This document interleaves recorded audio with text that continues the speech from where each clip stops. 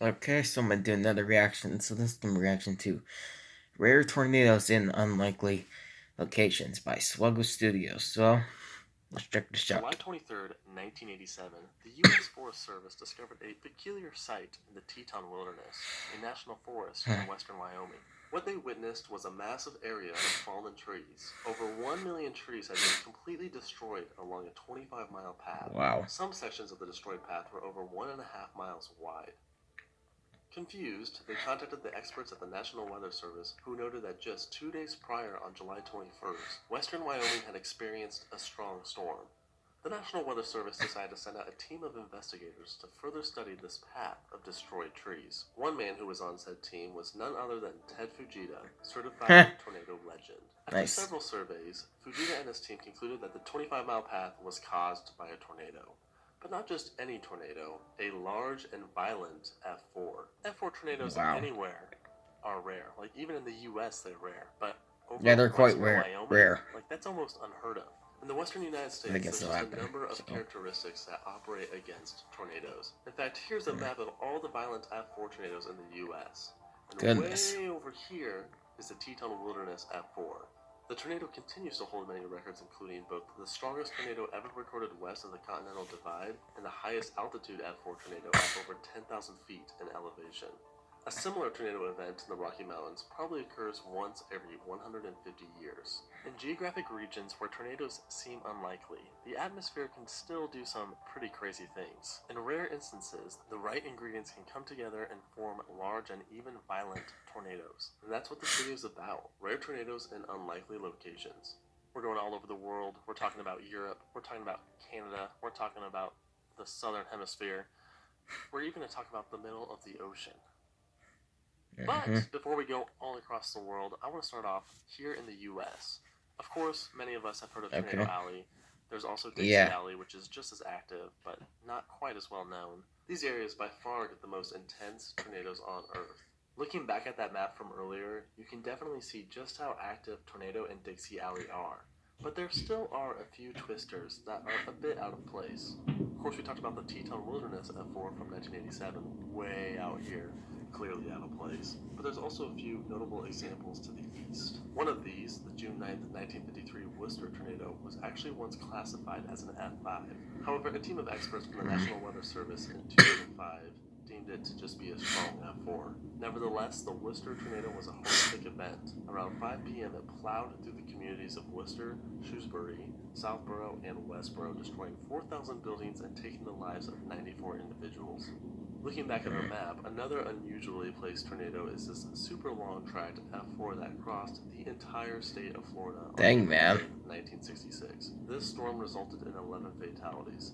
The event is known as the largest Clearwater, Carrollwood, Temple Terrace, Galloway, Gibsonia, Loman tornado. It was a long track tornado. We're talking 218 kilometers, so you're going to have a lot of affected communities. The most affected of Yeah. these communities was Gibsonia, where 7 fatalities occurred. Florida actually has more tornadoes per square mile than any other state, but when it comes to the super Goodness. high-rated and intense tornadoes, they're quite rare. Moving on to the western United States, tornadoes are clearly way more uncommon. The reason the Yeah. US has so many tornadoes to begin with is the unique geography created by the Gulf of Mexico and the Rocky Mountains. You get that warm, moist air from the Gulf of Mexico, you get that cool, dry air from the Rocky Mountains.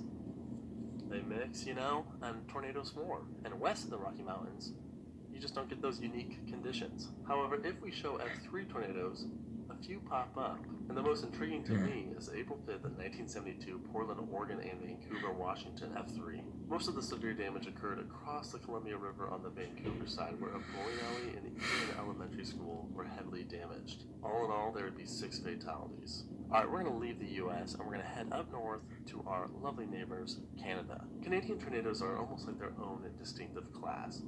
There's something just so calm and beautiful about them. While Canada doesn't get nearly as many F5 tornadoes as the US, they can claim what might be the greatest F5 of all time: the 2007 Eileen Yeah. Manitoba F5. Why is it the greatest? Well, just look at how beautiful it is. Also, it didn't It's kill very or interesting injure looking. anyone, so it might just be the GOAT tornado. Unfortunately, not all Canadian tornadoes are quite as great as the Eileen F5. The Black Friday tornado was a rare Far West F4 that claimed 27 lives and injured 300 on July 31st, 1985, over the city of Edmonton in central Alberta. It destroyed more than 300 homes, and some of the images of this beast are quite terrifying. A lesser-known Canadian tornado is the July 14th, 2000 Pine Lake tornado. This was an F3 that took the lives of 12 individuals, most of the fatalities occurring at the Green Acres campground at Pine Lake, also located in central Alberta. We're about to head over to Europe, but before we do, a quick word from our sponsor, Factor. And we don't need to listen to a sponsor. Hold on a minute. Okay, I had to turn off the bathroom fan because, yeah. Another region not typically known for tornadic activity So I can is hear the video Europe, better. but there have been some significant events. Yeah. In fact, there's been some pretty recent significant events. One recent event was the unusual... I actually just saw that, apparently the UK, as of right now, is, high risk at having, like, tornadoes and stuff, so, yeah. Usual F4 that occurred over South Moravia, Czech Republic in 2021. While the majority of the F4 strength was over open rural areas, the towns of Ruska, Moravska Nové, Mikulčice, and Lusig were directly hit with EF3 strength, which in the end resulted in 6 fatalities. The tornado was the first EF4 strength tornado to occur in the Czech Republic and the deadliest to occur in Europe since 2001. Another EF4 strength tornado that recently occurred in Central Europe was the tornado that struck near Venice, Italy on July 8, 2015. This truly looks like it's something straight out of Kansas. But no, it occurred next to this. Dang, man. This tornado resulted in 1 fatality. Another F4 hit northern France on August 3, 2008, resulting in 3 fatalities. Not much footage exists, but it did leave quite a path through the countryside. Germany has had a long history of tornadoes, including one of the earliest ever documented in 1587. In 1968, the British Pathé documented the damage caused by a large EF4 tornado that hit Pforzheim, Germany. This event has been referred to as the Black Forest tornado. And I do want to quickly mention the recent EF3 that occurred between France and Belgium on October 23rd, 2022. Thankfully, there were 0 deaths. Moving on That's to good. Eastern Europe. On June 9th, 1984, a particularly strong F4 tornado hit the Soviet Union. This tornado was actually once rated an F5, but has recently been demoted. Either way, it was a very violent tornado that took at least 80 lives. This particular F4 struck the regions of Ivanovo and Yaroslavl, about 150 miles north of Moscow. And it was just one of 11 tornadoes from that day. And the overall death toll for all 11 tornadoes may have been close to 400. Making it the 3rd deadliest tornado outbreak in European history.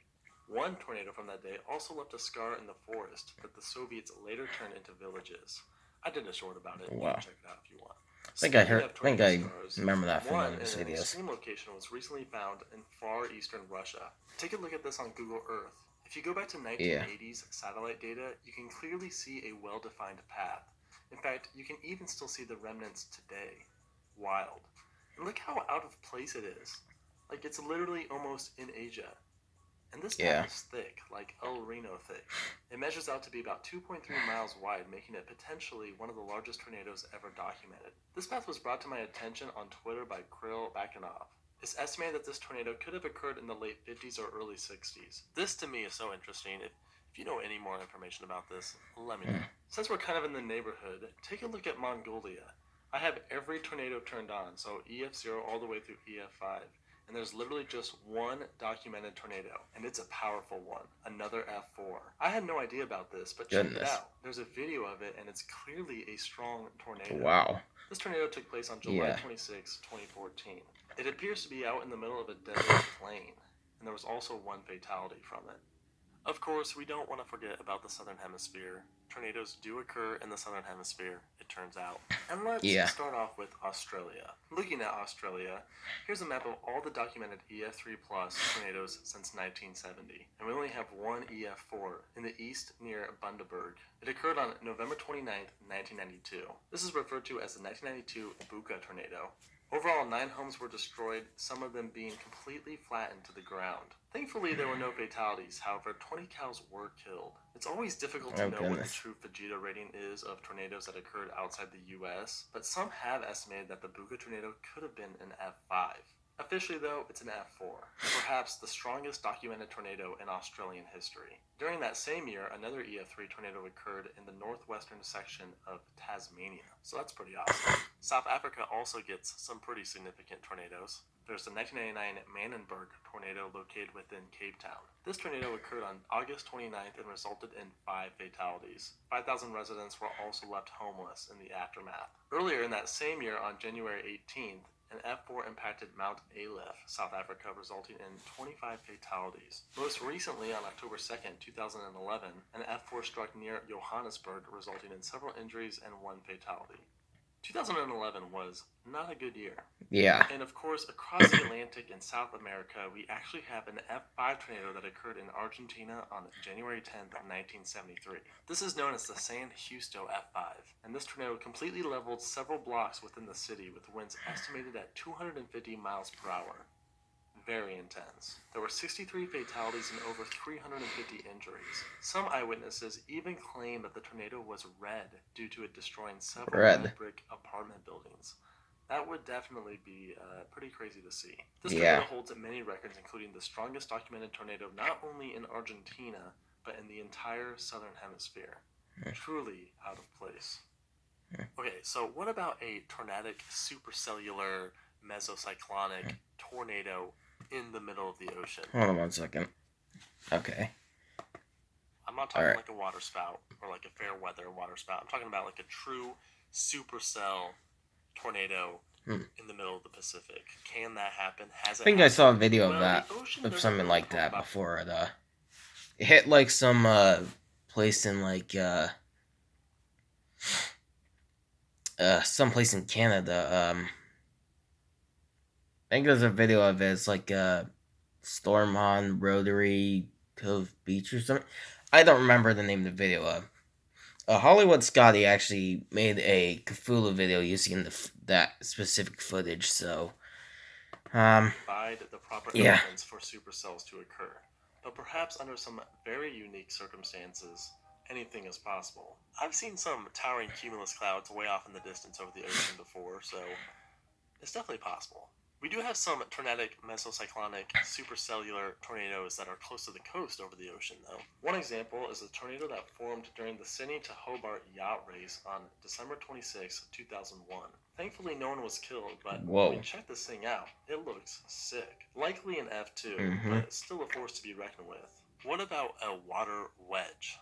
A wedge tornado is a tornado that's wider than it is tall. You know, not many people think of water spouts being wedge tornadoes, but they do occur every once in a while. One example actually occurred off the coast in Cartagena, Spain in 2001. They've also been known to occur in the Gulf of Mexico, like this one in October of 2019 off the coast of Pensacola Beach, Florida. Alright, I want to finish this video by briefly talking about some extreme locations, like truly extreme, like Antarctica. Has there been a tornado over Antarctica? No.